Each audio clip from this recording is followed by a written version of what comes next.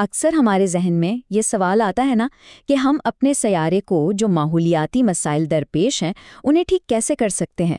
تو آئیے آج سائنس کی ایک درسی کتاب کے پہلے باب کو کھنگالتے ہیں تاکہ ان چیلنجز اور ان کے حل کو بالکل آسان زبان میں سمجھ سکیں۔ تو چلے سب سے پہلے ان اشاروں کو سمجھتے ہیں، ان سگنلز کو جو ہماری زمین ہمیں بھیج رہی ہیں۔ یہ اصل میں مدد کے لیے ایک پکار ہے جسے اب ہم نظر انداز نہیں کر سکتے۔ بالکل، اور جب ہم ان تمام تبدیلیوں کی جڑ تک پہنچتے ہیں تو ایک ہی بڑی وجہ سامنے آتی ہے، اور وہ ہے گلوبل وارمنگ۔ جی ہاں، اور یہاں سمجھنے والی بات یہ ہے کہ یہ کوئی قدرتی عمل نہیں جو خود بخود تیز ہو رہا ہے۔ سچ تو یہ ہے کہ ہماری اپنی سرگرمیاں، ہماری فیکٹریاں، ہماری گاڑیاں یہی فضا میں گرمی کو قید کر کے اس مسئلے کو دن بدن بڑھا رہی ہیں۔ اور اس کا نتیجہ وہ تو ہم سب اپنی آنکھوں سے دیکھ رہے ہیں۔ قطبی علاقوں کی برف پگھل رہی ہے، سمندر کی سطح بلند ہو رہی ہے، اور موسموں کا پورا نظام ہی بدل گیا ہے۔ جو کبھی شدید سیلاب کی شکل میں نظر آتا ہے تو کبھی خوفناک خشک سالی کی صورت میں۔ لیکن اصل سوال یہ ہے کہ یہ گیسیں آخر آ کہاں سے رہی ہیں؟ کون ہے جو اس آگ کو ہوا دے رہا ہے؟ اس کے پیچھے 3 بڑی وجوہات ہیں۔ سب سے پہلی اور سب سے بڑی وجہ فاسل فیولز کا استعمال ہے۔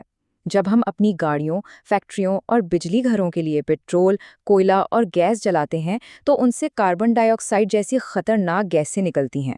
دوسری بڑی وجہ ہے جنگلات کا کٹنا۔ دیکھیں، درخت ہمارے سیارے کے لیے پھیپھڑوں کی طرح کام کرتے ہیں۔ یہ فضا سے کاربن ڈائی آکسائیڈ کو جذب کر لیتے ہیں۔ جب ہم انہیں کاٹتے ہیں تو ہم گلوبل وارمنگ کے خلاف اپنے سب سے بڑے قدرتی دفاع کو خود ہی ختم کر دیتے ہیں۔ اور تیسری وجہ جسے ہم اکثر نظر انداز کر دیتے ہیں وہ ہے بڑھتی ہوئی آبادی۔ ظاہر ہے جتنے زیادہ لوگ ہوں گے، توانائی، خوراک اور وسائل کی ضرورت بھی اتنی ہی بڑھے گی، اور اس کا سیدھا نتیجہ مزید آلودگی کی شکل میں نکلتا ہے۔ یہ سب سن کر تھوڑی مایوسی ہوتی ہے نا، لیکن یہاں کہانی ختم نہیں ہوتی، بلکہ اچھی خبر یہ ہے کہ اس کا حل ہمارے اپنے ہاتھوں میں ہے۔ چلیں اب ان طریقوں پر ایک نظر ڈالتے ہیں جو واقعی تبدیلی لا سکتے ہیں۔ اور اس کی شروعات ہوتی ہے ایک بہت ہی آسان فارمولے سے جسے کہتے ہیں 4R یعنی 4R۔ پہلا R ہے ریفیوز یعنی پلاسٹک بیگ جیسی غیر ضروری چیزوں کو نہ کہنا سیکھیں۔ دوسرا ریڈیوس یعنی بجلی، پانی اور دوسری چیزوں کا استعمال کم کریں۔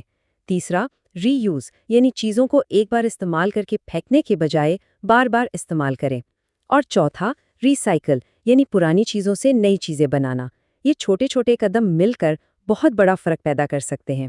اس کے علاوہ ایک اور زبردست اور شاید سب سے مؤثر حل ہے شجرکاری یعنی درخت لگانا۔ درخت صرف سایہ ہی نہیں دیتے بلکہ یہ آلودگی کو اپنے اندر جذب کرتے ہیں، درجہ حرارت کم کرتے ہیں اور ہم سب کے لیے زندگی کو بہتر بناتے ہیں۔